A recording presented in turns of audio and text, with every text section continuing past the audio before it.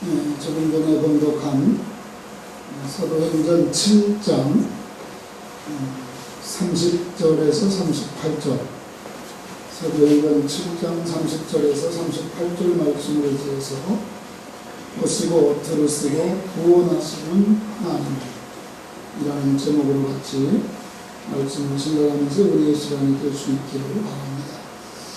아브라함에게 땅을 준다, 자손을 번창하게 한다, 그리고 복의 도면이 되며 하나님의 놀라운 축복을 허락하신다 라고 하는 이러한 하나님의 축복의 약속을 받고 결국은 400년 동안 애굽 땅에 가서 종살이하고 고통을 받는 그런 일들을 성경에서 보면 경험하게 됩니다. 특히 사도행전 7장의 스데반이 지금 사내들인 공회 앞에서 설교를 하고 변증을 하면서 직전에도 그러한 말씀의 내용들을 다뤘죠. 그래서 여기에 보면은 하나님 앞에 아브라함의 후손들, 그 씨가 애굽 땅에 들어가서 고생을 하게 될 것이고, 또 하나님의 자손들, 하나님의 백성들을 괴롭혔던 그 애굽은 하나님이 진노하셔서 심판으로 그들을 벌하실 것이다 라고 그렇게 설명을 하면서 요셉, 또 야곱, 그렇게 해서 계속해서 애굽 땅에서 일어났던 고통, 신음소리 400년 동안 적어도 장정만 60만 명, 대략 200에서 250만 명의 엄청난 큰 민족을 형성을 하고 아브라함으로 언약의 씨로 시작된 이 후손들이 놀라운 축복 가운데 번성하게 되는 그러한 장면이 스데반의 설교를 통해서 이야기를 해주고 있습니다. 우리가 잘 아는 것처럼 애굽의 문화, 애굽의 왕권, 교육을 받고 그 문화에 젖어 살았던 모세였기 때문에, 또 애굽에서 왕자로서 권력과 명예를 가지고 살던 그였기 때문에 나름대로 어머니로부터 전달받은 그 유대 사상의 교육, 나는 유대 사람이다, 히브리 사람이다.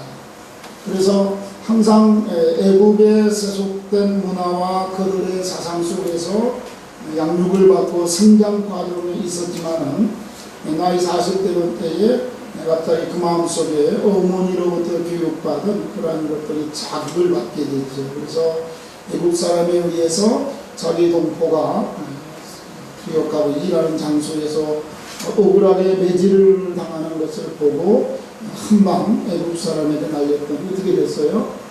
그 자리에서 죽어버렸어요. 그래가지고 너무나 무서워서 저 미디안 광야로 도망가버리고 그런 현상들이 있죠. 다음날 모세가 다시 갔는데, 아니 나는 백성들을 생각을 해서 백성 동포애를 가지고 애굽 사람을 쳐주고서 난감한 처지에 있는데 동포들끼리 싸우는 거예요. 그래서 가서 말렸더니, 아니 네가 재판장이냐 뭐냐 광원이냐, 왜 우리가 싸우든 말든 내버리느냐, 뭐 우리도 한 방 날려가지고 어제처럼 뭐 이렇게 애굽 사람 죽이도 쥐를 참냐 하고 항변을 하죠. 우리가 이해할 수 없는 것들도 우리가 좀 깊이 그 정황들을 헤아려 보고 생각해 볼 필요가 있다라는 생각이 들어요. 아니 애굽의 왕자가 한 방 날려서 애굽 사람 관리 감독자 하나 죽었기로, 또 뭐 동포들끼리 유대 사람, 히브리 사람들끼리 싸우는 걸 보고 말리다가 히브리 사람이 뭐 한마디 했다고 무슨 본능이 왕자가 이렇게 그냥 갑자기 도망가 버려요. 강으로. 그 40년 동안 돌아오지를 못하는 거예요. 우리가 그냥 단순하게 때렸다, 죽었다, 대들었다, 반항했다, 그리고 겁나서 도망갔다, 우리가 단순하게 그렇게 생각할 상황이 아닌 거죠.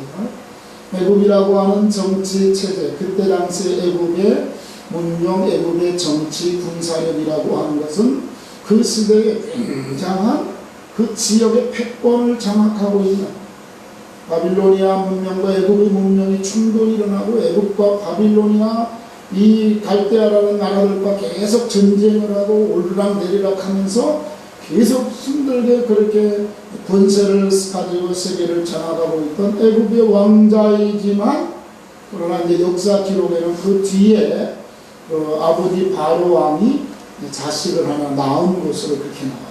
그러니까 공주의 아들로 양가로 모세를 들여놨지만은 형이지만은 그 밑에 아우 친자가 나왔으니까 그 엄청난 패권을 다투고 있는 애굽 왕궁의 권력 가운데서는 이 바로 모세를 견제하고 모세를 주목하고 꼬투리를 잡고 흠집을 찾아서 어떻게 하든지 이거를 모세를 어떻게 해보겠다라고 하는 정치적인 그 왕국 내 애굽 내에 굉장한 보이지 않는 암투가 있었고요.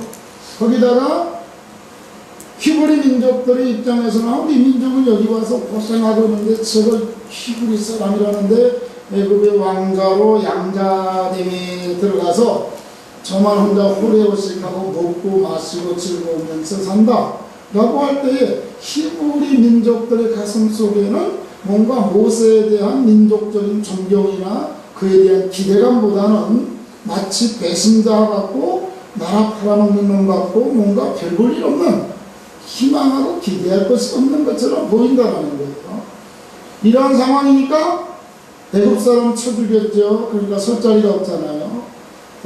유대 히브리 사람들끼리 싸우다가 말리니까 누가 더 보고 재판장. 다시 말하면 너 지도자 아니다.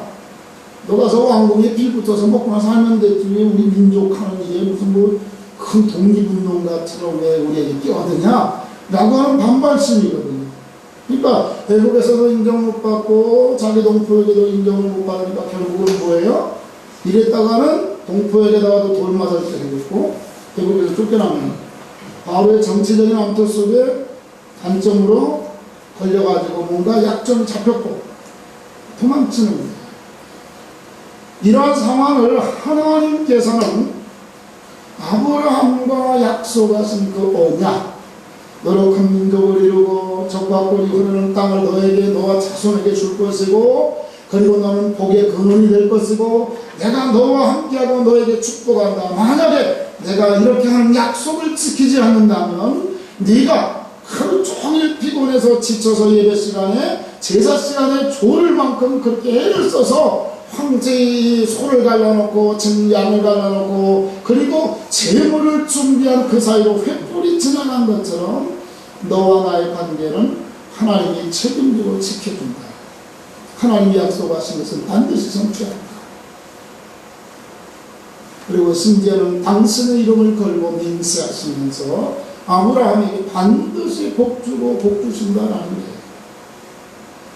오늘 34절에도 내 백성이 애굽에서 괴로움을 받고 내가 정령이 보고 그 탄식하는 소리를 듣고 저희를 구원하려고 내려왔나니 하나님은 지금 400년 전에 아브라함하고 맺어놓은 그 언약을 400년 뒤에 성취시키기 위해서 그 성취시키는 도구로 모세를 써야 되는데 모세는 진짜 난감한 처지에 놓이게 되는 상황이 벌어지는 거예요.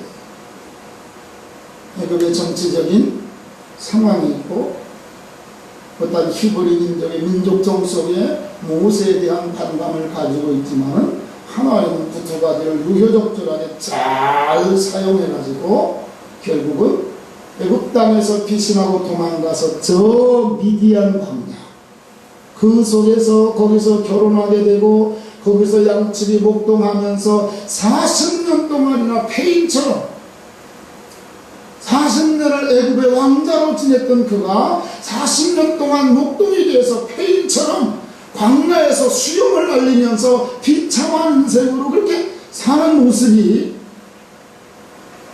오늘 저와 여러분들 가운데 뭔가 눈여겨볼 만한 의미가 있다라는 것이에요. 여러분 미디안 광야라고 하는 것은요 다른 데 있는 것이 아니에요.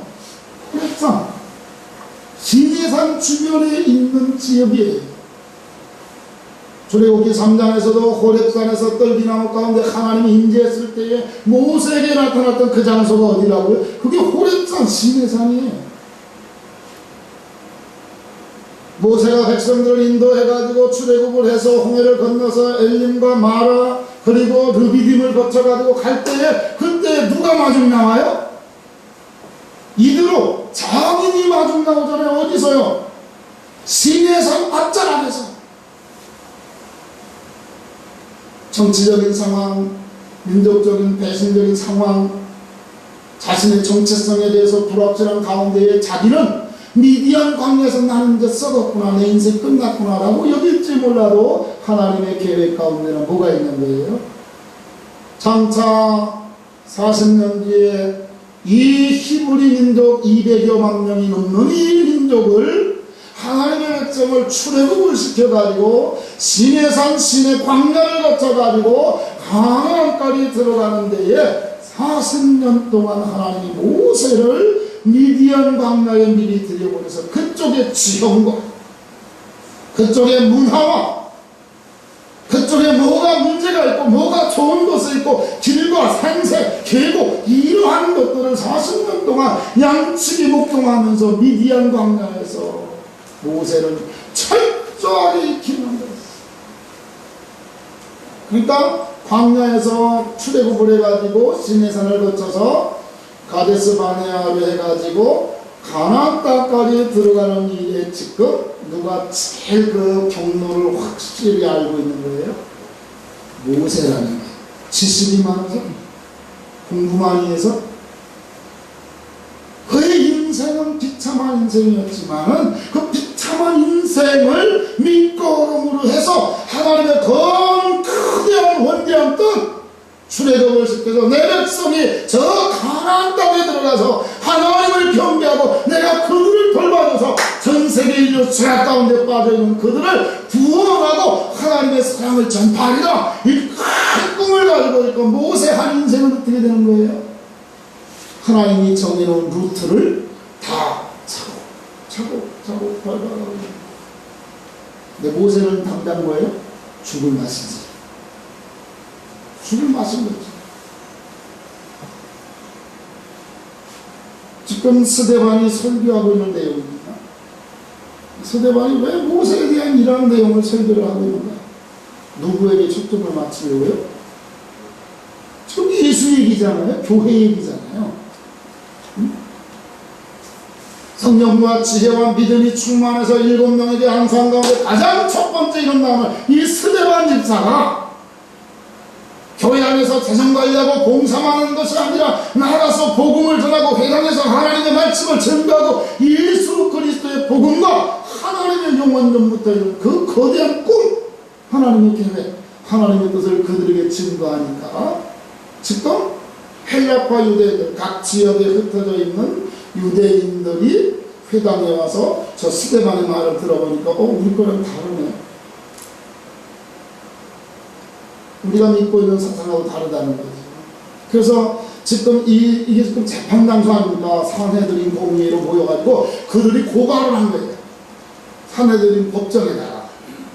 모여가지고 예수 저의 스승인 예수가 말하기를 우선 3일 만에 성전을 헐어버리면 진다고 하고 헛소문을 퍼뜨렸다고 하더라. 뿐만이 아니라 저가 회당에서 가르치면서 무슨 율법을 가볍게 생각하고 율법을 경시하면서 우습게 여기면서 우리 민족을 조롱하고 우리가 그리스도를 기다리고 메시아를 사모하고 있는데 이렇게 되면은 하나님이 진노하셔서 준비된 그리스도가 곧 오실 터인데 저 스데반 같은 예수 같은 사람들이 자꾸 어지럽혀 오면은 오는 것에 지장이 있으니까 저를 어떻게든지 때려잡아야지. 그래서 산헤드린 공회가 첫 번째 예수님을 때려잡은 거죠. 십자가에다가. 두 번째 때려잡으려고 하는 게 누구예요? 스데반이라는 거예요. 초대교회 가장 유명하고 유망한 편집자죠. 그러니까 산헤드린 공의의 재판정에서 야 스데반이야!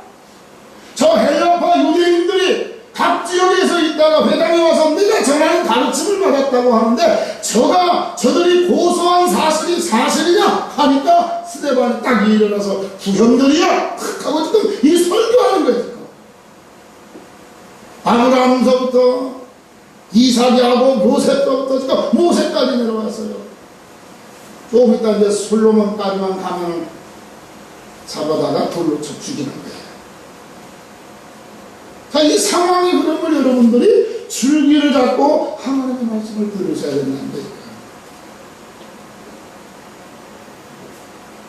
오늘 여기 성경 본문에서 모세를 자랑하고 모세를 높이려고 모세 설교하는 것이 아니라 초점은 예수님에게 맞춰놓고 너희가 모세에게 했던 것처럼 지금 예수님에게 하고 있다라고 하는 것을 그들의 잘못된 판단과 잘못된 신앙과 이 모임, 이 재판, 이 사내들인 공의 재판전이 불법이고 잘못했다. 그리고 너희가 그렇게 예수님을 죽인 거다. 그리고 나도 죽이려고 하냐?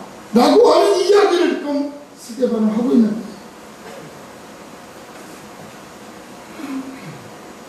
하나님은 아브라함에게 약속해놓고 400년 뒤에 가서 모세를 통하여 미리 40년 동안 미디안 광야에서 훈련시켜놓고 나이 80에 백발이 성성한 그 노인 할아버지 모세가 이스라엘 백성에게 인도하러 왔을 때에 그 백성들이 한 게 뭐예요? 첫 번째는 애국 사람 쳐주고 그 다음에 네가 무슨 지도자냐 우리?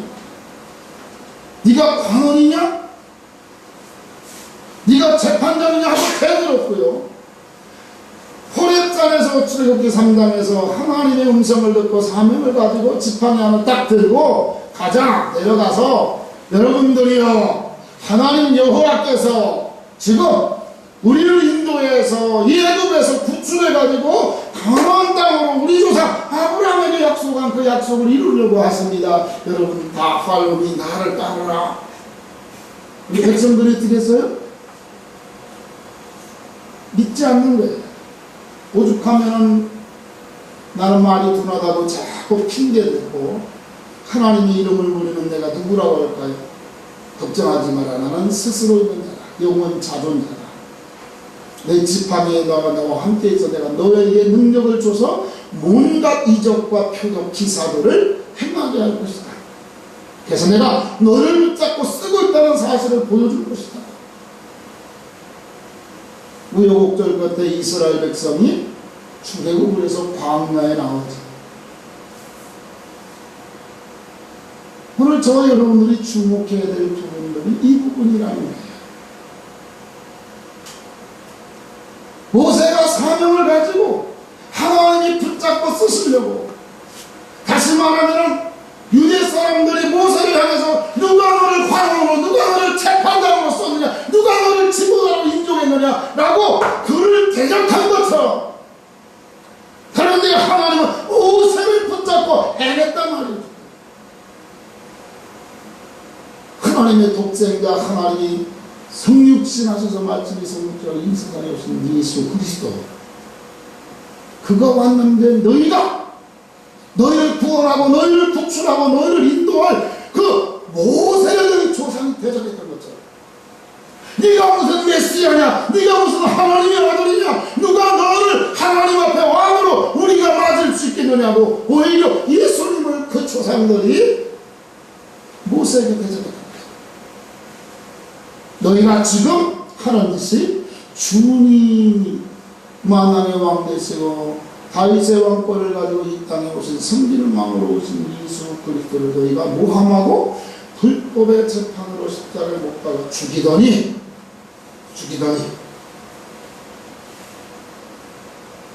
오늘 여기 뜻깊은 단어가 나와 있죠.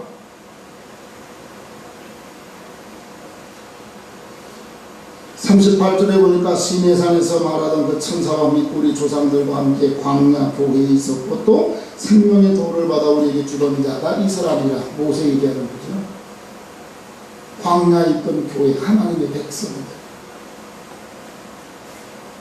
그 백성들은 오히려 하나님을 대적하고 하나님을 원망하고 불평하고 하나님이 인도했던 그 교회, 광야 교회, 그러니까 너희 조상들 선조들이 모세와 함께 출애굽을 해서 광야를 거쳐서 저 가나안 땅으로 들어가려고 했던 그 모습, 그 백성들이 누구예요? 하나님의 백성들의 집합체인 광야에 있던 교회, 하나님의 회중이다. 너희가 조상 죄를 그대로 이어받아가지고 너희 조상들이 애굽 땅에서 광야에서 그렇게 모세를 대적하고 모세를 못나게 하고 모세를 쫓아내고 민족적 감정을 가지고 모세를 괴롭히더니 너희가 모세와 같은 한 분, 신명기 18장 15절 18절에 보면은 모세가 하는 말이 나와 같은 선지자를 다시 언젠가 너희에게 보내주실 것이다. 누가 한 말이에요? 모세가 하는 말. 죽기 전에 신명기 18장 15절에 보면 언젠가 때가 되면 하나님께서 나와 같은 모세 같은 선지자를 너희에게 보내줄 것인데 스데반이 하는 말은 누구예요? 바로 너희가 못 박아준 이 사람 이스라엘.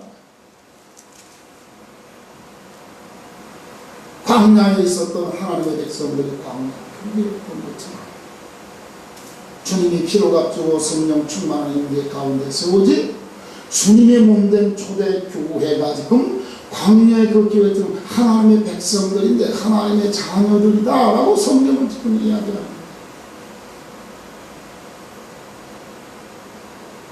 우리가 볼 때는 그냥 아무 뜻 없이 의미 없이 흘러가는 것 같지만 모든 것들은 하나님의 계획과 뜻 가운데서 경륜 속에서 이루어져 간다는 사실을 믿으시기를 바랍니다. 하나님이 보시고 들으시고 너희를 구원하시려고 내려오셨다라는 거예요. 여러분, 단순히 이스라엘 백성들이 아브라함의 후손이 고생하고 힘들어서 도와주려고 그래서 하나님이 내려왔다는 뜻이 아니거든요. 하나님은 아브라함에게 약속한 그 약속을 이루시기 위해서, 그죠? 이루시기 위해서 보시고 들으시고 구원하시려고 그 백성들 가운데로 내려오셔서 이제는 시내단 위에 성막 가운데 지성소에 거하시면서 하나님은 그 백성들을 떠나시지 않으셨어요. 하나님은 보셨고 400년 동안 지켜보셨고 들으셨고 구원하시려고 하나님이 내려오셨다라고 오늘 성경은 그렇게 말씀을 해주고 있어요.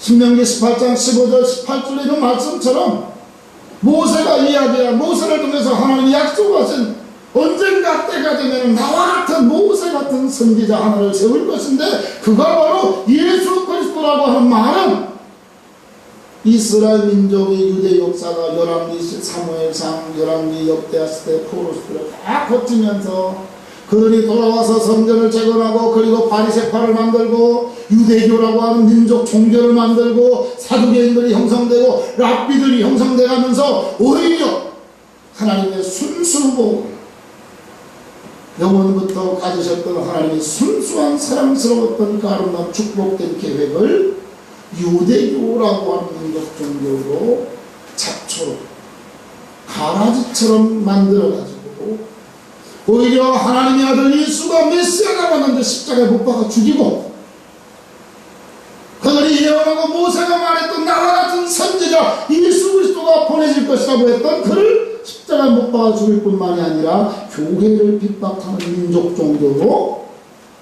생각했다는 거예요. 예수님은 누구신데요?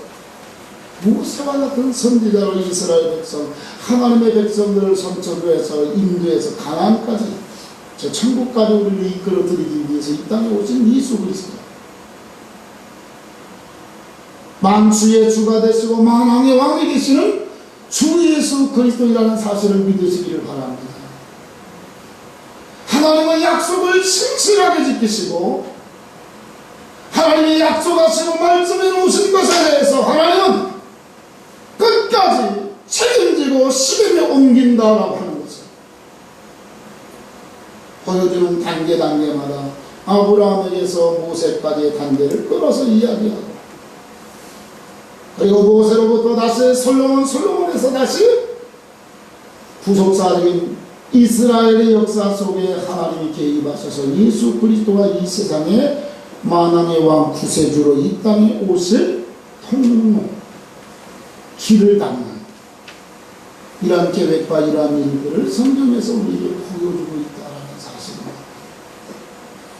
여러분, 교회랑 내 가정과 내가 어렵고 힘들 때 답답하고 어려운 상황이 내게 전개되어졌을 때에 적어도 우리가 믿고 하나님의 신실하심과 하나님의 영원한 약속과 내가 세상 끝날까지 너를 떠나지 않냐고 내가 너와 늘 함께할 결심하고 약속하신 이 하나님의 약속을 믿는다면, 나를 믿는 자는 천국 영생할 것이고 나를 믿는 자는 죽어도 산다, 이걸 내가 확실히 믿는다고 하면은, 이 약속을 성취시켜 나가는 역사 가운데 내 삶이, 내 환경이, 내 가정의 삶의 모든 조건들이 어떠한 상황이든지 하나님은 지금 지켜보고 계십니다.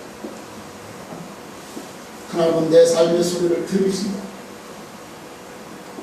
그분은 멀리 계신 분도 아니고 이스라엘 백성들을 위해서 내려오셔서 성막 가운데 계셨지만, 지금은 그분의 영이 나를 성전 삼고 내 안에 내주하시면서 동행하시면서 탄생하시면서, 그래서 성령을 근심하게 하지 말라. 성령의 가르치는 대로 성령의 인도하시는 바가 돼서 정말 거룩한 경건과 하나님의 영광 돌리는, 그리고 하나님의 사랑으로 충만한 그 은혜 가운데서 희생하고 무너지며 섬기는 신앙의 삶입니다. 성령님은 내 속에서 나를 그렇게 가르치고 인도하고 역사하고 계신다는 사실을 기억하시기 바랍니다. 어렵고 힘든 환경이 있을지라도, 또 기쁘고 좋은 박수칠 만한 일이 있을지라도 내 안에 계시는 성령님의 여러분 감동과 음성을 느껴보시기를 바랍니다. 사랑하는 아들아 딸아, 내가 너를 알고 있다. 내가 지켜보고 있다. 난 너를 보고 있어.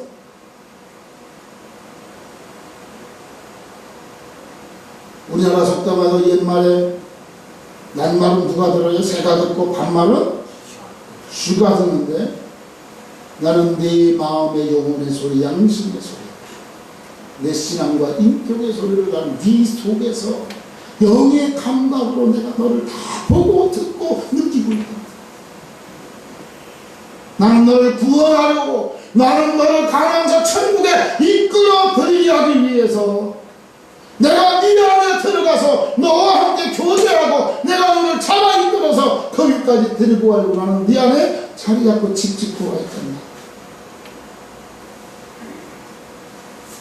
그 주님께서 나를 다루시고 인도하신다는 사실을 여러분들 기억하십시오.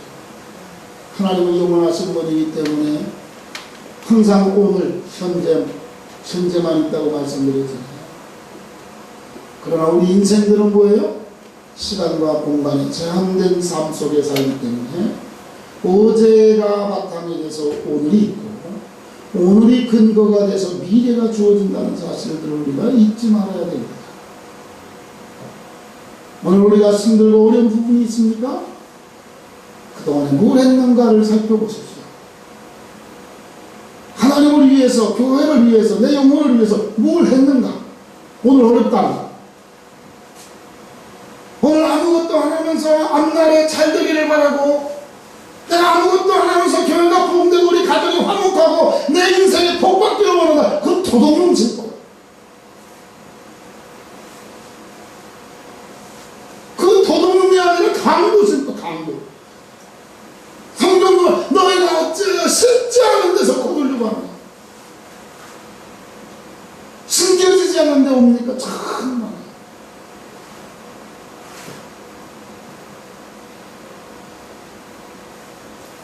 교회적으로도 그렇고 저희 가정에도 축복된 일이 하나 있어요. 목사님 끼면서 교제하면서도 성도인들 잘 아는 지역일 때 한 20-30년 동안 교제하면서 목회하면서 동력자들이 목사님들이 있어요. 네 교회에 다 행복하고 가정적으로 교회적으로 복되고 좋은 일들만 있어요. 이제 딱 두 가지만 아쉬운데 그것을 기도 제목 삼자. 또 목사님 가정에 큰딸이 있는데 혼기가 찼어요.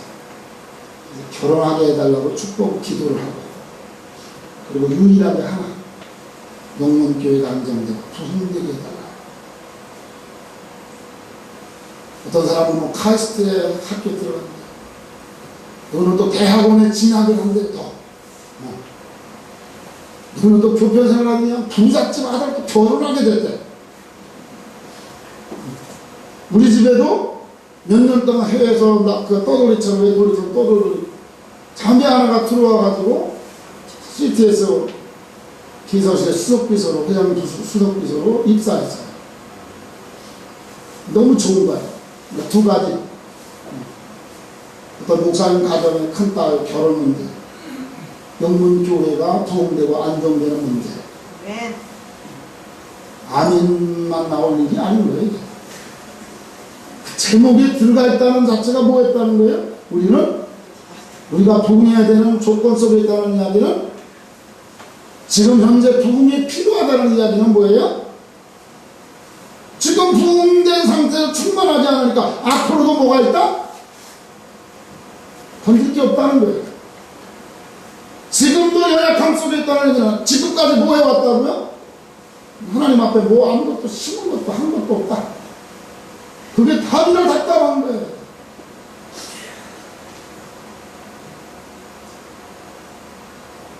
영문교회나 우리 가정에 좋은 축복된 그 일들을 보면서 하나님 앞에 한편으로는 감사하고, 한편으로는 하나님 앞에 그래 하나님이 하시는 모든 일의 섭리와 경륜 속에 우리들이 보지 못하고 깨닫지 못하는 부분들이 많이 있구나. 이 말씀을 통해서 당사자도 깨달을 수 있으면 좋겠고, 이러한 내용들을 통해서, 그 과정들을 통해서 하나님 앞에 영문교회가 부흥하고 발전하고 저와 여러분들이 이 세상에서 하나님의 은혜와 축복 가운데 행복해지게 복된 삶을 살려면 어떻게 해야 될 것인가를 우리가 짚고 넘어가려고 굳이 이 이야기를 다루는 거예요. 입사하는 과정에서 면접을 보는데 뭐 연대, 고대, 이력서, 화려한 그것도 거의 다 아마 내가 볼 때는 기독교 방송이니까 CTS가, 더군다나 회장님을 모시는 수석 비서니까 거의 다 아마 유명 목사님들이 추천했을 때 거기. 그렇지 않겠어요? 추천한 그들을 심사하고 면접에서 안 되면은 다시 공채로 뽑겠는데 복잡해지는 거죠. 그러다가 어떻게 하다가 그 자매가 꼈어요. 앞에 다 심사하고 서류 심사하고 면접하고 뒤에 가서 하는데 이사 되시는 분들이 쭉 앉아가지고 면접을 하는데 뭐 별의별 이야기들을 다 하는 거죠. 우선 미국과 호주로 한 2, 3년 동안 우리가 생각할 때 부모 입장에서는 제외적으로 다니나 걱정스러웠지만은 그래도 맨 마지막에 뭔가 이렇게 좀 가장 무게 있게 힘을 주고 있던 분께서 영어로 자기소개 인사 좀 해봐요. 그러니까 인사소개를 쫙 했다는 거예요. 또 어떤 분은 앉아가지고 전에 CTS에서 있을 때에 부사장님을 모셨나? 하여튼 뭐 부비서로 이렇게 일하면서 보고 들었던 경험 가운데에 거기에 있는 분이 잘 봐가지고 그 면접 분위기를 어떻게 하든지 되는 방향 쪽, 긍정적인 방향 쪽으로 자꾸 말을 유도하고 이해하고 웃기면서 뭐 좋은 조건으로 이해를 시키려고 하는 그런 애쓰는 모습이 면접을 시험 보고 있는 자기 자신도 그런 걸 느꼈다. 그런 걸 보면서 하나님 앞에 3년 동안 해외로 돌아다니면서 이것저것 경험한 것이 결코 헛된 것은 아니었구나. 마지막 한순간에 써먹는구나. 내가 볼 때는요, 그 이사님께서 말씀하신 영어로 자기소개 좀 한번 해봐요. 그거 뭐 한 1분도 안 되는 자기소개 영어로 하면서 그거 1분도 안 되는 그거 써먹으려고 내가 볼 때는, 내 믿음은 그래요. 3년 동안 그 엄청난 돈 쓰고 엄청난 거리를 가는 미국으로 해서 호주로 해서 내가 알기로는 제가 고생도 엄청나게 했거든요. 고생입니다. 언제 써먹으려고? 그거 한 번. 앞으로 써먹을 일이 뭐가 있겠어? 굳이. 거기서 자기 소개만 인사하는 거 그거 한 번 써먹으려 3년 동안이나, 그럼 죄송합니다. 하나님 뺑뺑이 돌리면서 이 경험 저 경험 하면서 많은 맛을 보게 하고, 마치 하나님이 미디안 광야 40년을 훈련시켜서 그 미디안 광야를 익숙하게 만들어 놓고 백성을 이끌어낼 수 있었던 것처럼, 한편으로는 사전에 만약에 전에 3년 전 4년 전에 거기 입사해서 일하고 있을 때 거기에 있는 이사님들이나 부장님들이나 거기 있는 직원들에게 만약에 인정받지 못하고 만약에 한 부분이라도 찍힌 부분이 있었다. 그렇게 좋은 방향적으로, 좋은 긍정적으로 할 수 있었겠는가. 이사회에서 면접 보고 난 다음에 자기네들이 결정하면은 사장님과 회장님에게 면접하고 거기서 오케이 사인하면 되는데, 그랬다는 거예요. 암기로 결정을 했는데 언제 날 잡아서 사장님하고 회장님 이렇게 면접 보실 겁니까? 됐다. 뭘 보나?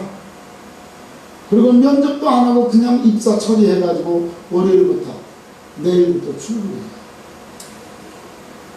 모든 생활, 모든 사람과의 관계, 자기에게 주어진 삶 속에서 두 가지를 명심하십시오.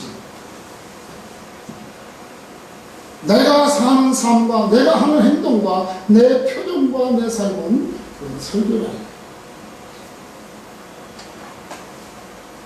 정말 사람에게도 인정받아야만이 하나님의 사랑을 받고요, 사람에게 올바르게 인정받을 수 있는 인격과 그러한 모습을 갖추고 살아갈 수 있는 모습을 되어야 된다.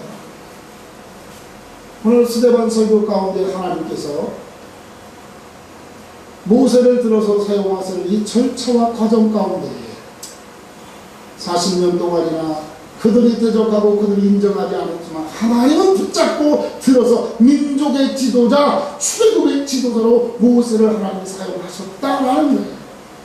그 과정 속에는 아브라함과 맺은 약속, 하나님은 약속을 절대로 잊지 않으세요. 구약시대의 모든 직접적인 우리가 하나님과 함께 사는 가장 중요한 매체가 있었다면 하나님을 경외하고 하나님의 말씀에 순종하고, 이 시대에 예수 믿고 성령 모시고 성전된 내가 살아가면서 하나님 앞에 성령으로 하나님의 인도함을 받는 삶 속에, 여러분이 성령의 감동 속에, 성령의 가르침 속에, 인도함 속에 순종하고 따르는 삶을 삽니다. 하나님은 성경에 기록된 저와 여러분이 주시는 어떠한 약속이라도 하나도 빠짐없이 다 이룰 것입니다. 그 이룰 때에, 그때가 됐을 때에, 그때를 위해서 하나님은 내 인생 속에, 내 삶 속에 가르치고 훈련하고 환경을 만들고 역사하신다. 그리고 어떻게 하는가 하고 보고 계십니다. 그 마음을 살피는 거야. 그 생각을 살피는 거야. 어떤 태도를 짓고 있는지. 그리고 오늘도 30절에 40년이 차네. 40년이 차네. 하나님의 때가 돼요. 하나님의 계획을 이루실 그때가 되면 그때 준비해서 그 사람 쓰는 거예요. 그 사람이 준비가 안 되었으면 어떻게 한다고요? 돌들로도 아브라함의 자손 만든다니까. 하나님은 철저하게 주님 앞에 나를 보시고 들으시는 하나님 앞에 여러분 날마다 다듬고 가꾸어 가시면서 훈련하시면서 여러분들 자신을 하나님 앞에 언제라도 쓰시기 합당한 일꾼이 될 수 있는, 도구가 될 수 있는 모습으로 자기를 점검하고 만들어 가시기를 주의 이름으로 축복합니다. 기도합니다.